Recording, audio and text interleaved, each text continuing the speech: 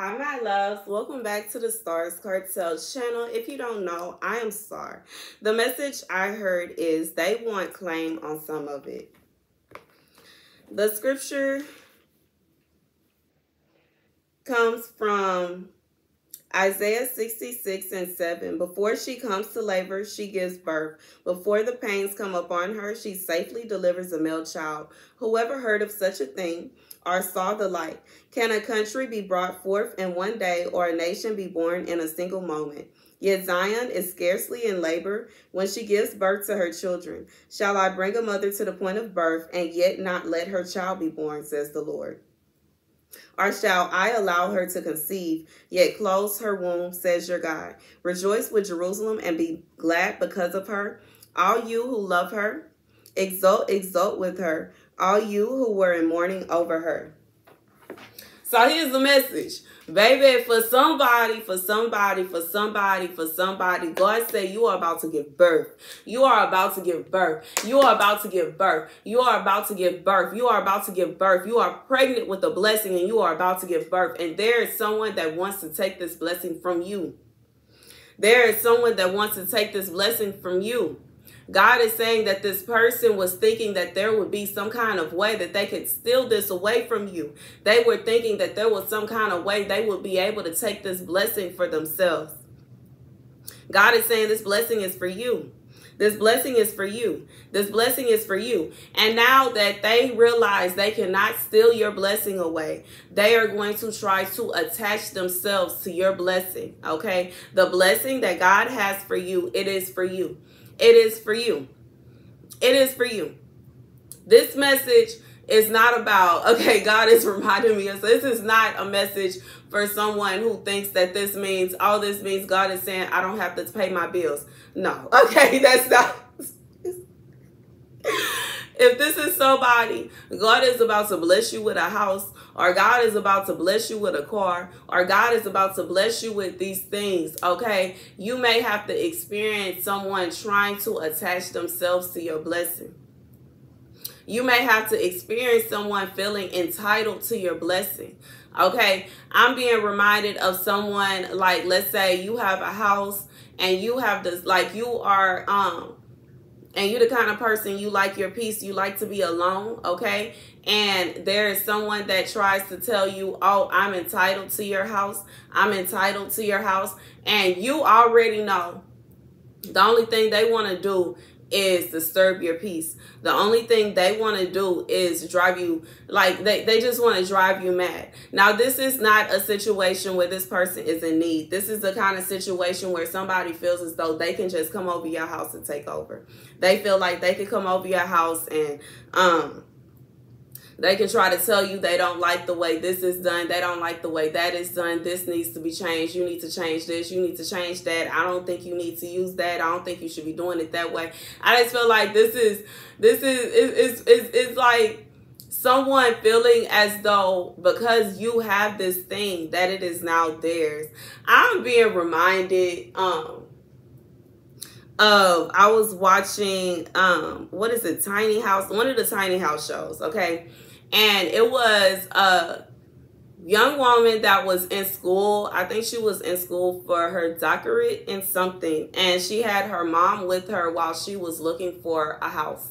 And the person who was directing the show, the realtor, that's what he is. The realtor was basically saying that it was kind of frustrating for him because the daughter wanted one thing and the mom wanted the complete opposite, but the mom already had a house, okay? And he was just kind of like, this house is not for the mom, it's for the daughter. And every time the daughter is voicing her opinion about something, the mom would kind of overshadow her and say, well, no, you really need something like this, or no, you really need this, you really need that.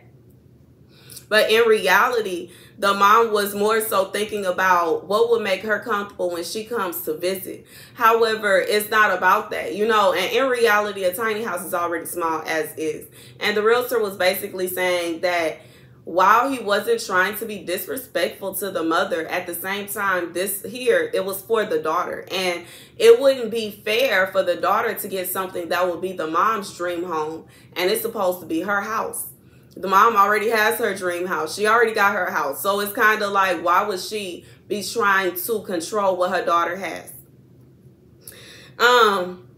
And, you know, it could be that kind of situation. It could be the kind of situation where you already know deep within your heart that you want a sports car. You want a fast car. And you decide that you want to go shopping for a car. And you bring one of your friends along with you. And they're saying, no, no, no, you should go ahead and you should get a big old truck. Yeah, you should get a big old truck because you have to make sure that we can all fit in there. No, no, no, no. God says that it's not for them.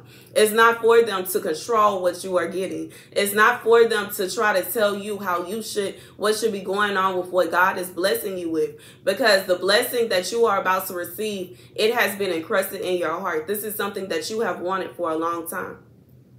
This is something that you have been patient for. This is something that you have been waiting on. And God is saying that before she comes to labor, she gives birth. Before the pains come upon her, she safely delivers a male child. Who ever heard of such a thing or saw the light? God says no. No, no, no, no, no, no. When it is time for you to give birth to the blessing that God has for you, it is going to happen. And there's nothing that is going to be able to stop it. And God is also saying that when he comes forth and he blesses you with these things, it's not for somebody else to come in and try to tell you that you need to do it this way or you need to do it that way. You should go here. You should go there. God says he has a specific, everything is specific to you. Specific to you. And you know, you have to get to a place in your life where you know what you want, you know. And it's not to say that you have to be the kind of person where you are not inviting anybody over. If someone needs help, they can't come and live with you, or you're just going to be somebody needs a ride to go somewhere like the hospital, or they need a ride to work or whatever like that, and you have it in your heart to help them, that you're not going to help them. But God is basically saying you cannot allow someone else to control the blessings that he has for you. Don't put yourself in a predicament to where you end up with your blessing, but it's not what you want and you're not happy. You know, because just like choosing a place to stay, it is important, because if you are the kind of person where you don't like moving, you really have to sit down and think about where you're going to stay. Because if you don't want to stay around certain things, like downtown looks cool. It looks like it would be cool to stay downtown. But then when you think about it, every night you're going to have to deal with cars constantly driving by. I'm pretty sure the buildings are extra thick and all that good stuff. But still, you're going to have to deal with the lights. You're going to have to deal with partiers, party goers, people drunk, acting crazy. You have to deal with all kind of other, like there are other obstacles that you have to deal with something like that. And not to mention that typically downtown, any downtown area is so dangerous. It's so dangerous. It's too much going on. And you have to take all of this into account. Now, if you're someone that works downtown and you would prefer to be able to walk around the corner to your job and then, you know, go home, get changed, and then leave and go out to the bar and hang out, downtown may be perfect for you. But to someone that you're trying to raise a family and you're trying to do certain things, it's not going to be perfect for you. It may seem perfect to live in the country. But, you know, if you're the kind of person, you like being around a lot of people, you don't like being secluded, you don't like being to yourself, you want to go out and party every night, that's not going to be perfect for you. You're not going to like it. You're not going to feel it. And, you know, some people don't even realize, like, you know, looking at people's lifestyles online, it looks a certain way. They can make it look cool to stay in certain areas and to deal with certain things, but certain people can't deal with it. When I was staying in a desert, one thing that I realized, even as me being somebody, I love being alone. I like being alone. I like being to myself. However, once I was in that area and it's like the realization that the city is dang near 2 hours away. Even like the closest town, I think it was an hour away. And once that hit, it was kind of like, even if you do feel like going out and being sociable and going out and hanging out with people, that is a long drive. a long drive. And the prices, the way gas prices is nowadays, especially since I wasn't in Texas, you know, Texas gas prices are a tad bit cheaper than other places because we have our own oil refineries.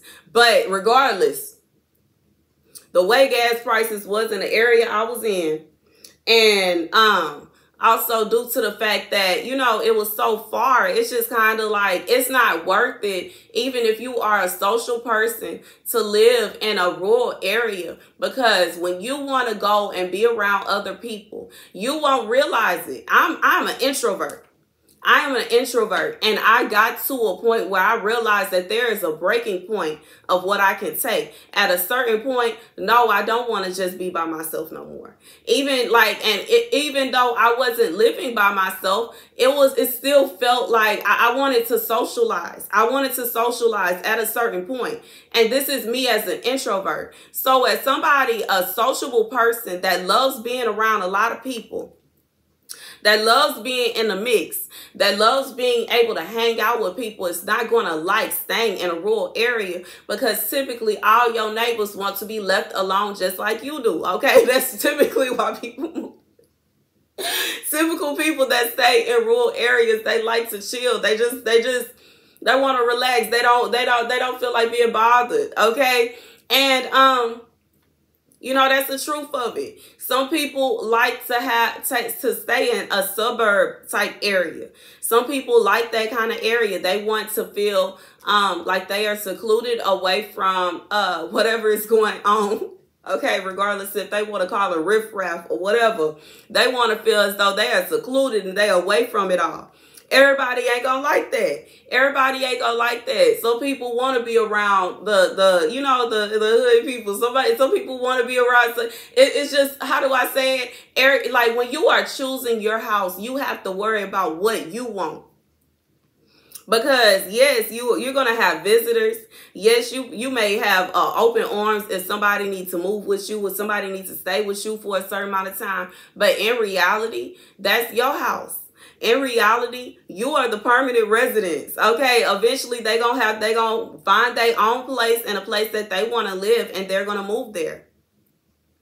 And when you think about it in that sense, it hits different, because you are not, like, you cannot, how do I say it? When you are at the point where you are an adult and you are trying to do adulting, okay? You are trying to do the adulting. You have gotten to the point where you decide that you are going to go ahead and do the adulting. You have to think about what you want, especially if you are getting something permanent, such as buying a house, okay? When you are buying a house, you do not want to buy a house in a neighborhood that you don't like, because you very well may not be happy with it.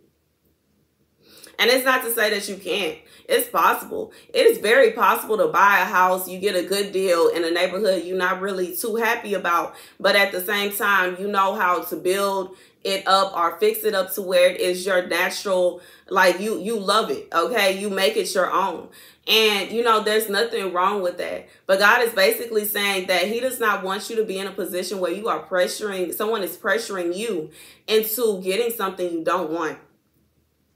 When it comes to a vehicle, like once you get a car, regardless if it is a nice one or it's an old one, you still are going to have to deal with certain things. Like regardless to if you have a note or if you pay cash, it is eventually going to come a time when you are going to have to find you a mechanic to work on that vehicle. And let me tell you something about these foreign cars, these luxury vehicles. As somebody that used to ride around in a Volkswagen, okay, and used to own a Cadillac. Baby, it's not cheap. It's not cheap. It's not cheap. It's not cheap. It's not cheap. It's not cheap. It's not cheap. It's not cheap. Having a luxury vehicle is the equivalent to you stubbed your toe and now you got to go see a high-tech doctor to make sure your toe is okay. Because every time that car does anything, it's at least $500 to get it fixed.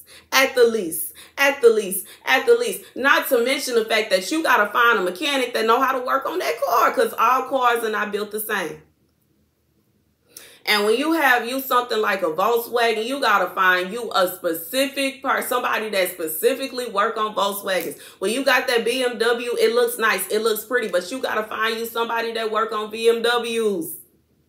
When you got you a Cadillac, same difference. You got to find you somebody that know how to work on Cadillacs. Like everything that glitters is not gold, okay? And I've talked about this before. I obtained my dream car, and I'm good on it. Now, that I don't want to say that I would just never go out and buy another Cadillac any day in my life. I don't want to lie like that. I don't want to say that. But I know at this point in my life, as I have already said, I'm not really worried about getting me a Cadillac because I already know the price tag is just the beginning. And it's already not cheap as is. Okay, the car is already gonna cost several $1,000s. Okay, the car that I wanted, my dream car, that old Cadillac, I had an 04 Cadillac DeVille. Okay, I spent thousands of dollars getting it fixed. Fixing the car up, had to rebuild the whole engine basically, and that took years and thousands. And then I had to get the paint job and get the door fixed and get all these things. Years, thousands. And it's just like, at the point when I got my car exactly the way I wanted it to be and everything perfect on it, that's when I got in a car accident and the car was totaled instantly. Thousands of dollars, thousands. Couldn't even be fixed no more. What am I talking about? Where am I getting at? Okay, let's get back on subject. But no, I'm still on subject. God said you better think about it. When God blesses you with this thing, when this door opens in front of you, when the womb opens, when the water breaks, and it's time for you to deliver this baby, okay, make sure it is what you want.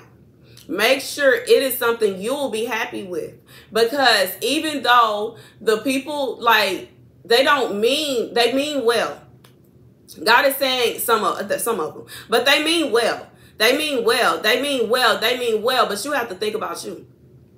They mean well, but you have to think about you. Just like I cannot stay in certain neighborhoods. I could, but due to the fact that a single woman living by myself, a single mother at that, I don't feel like it's smart for me to live in certain neighborhoods. And it's not to say that people are just going to deliberately mess with me. And it's not going to say that people are deliberately out to get me or something like that. Because that, but let's be real.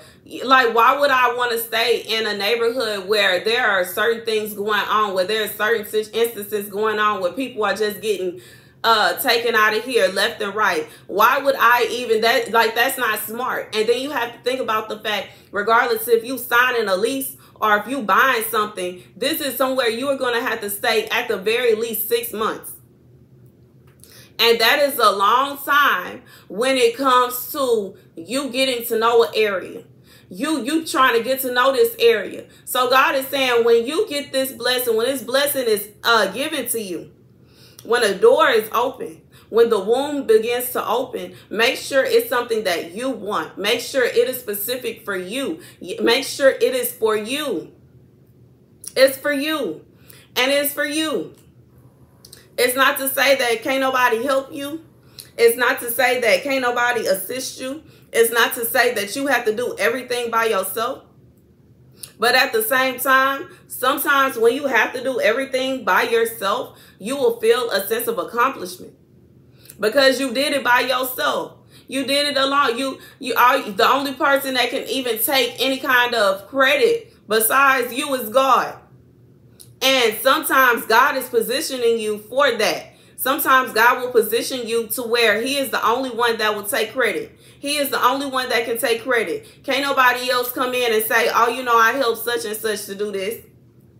She wouldn't be able to do it without me. He wouldn't be able to do it without me. God said, no, sometimes he don't want nobody to say that.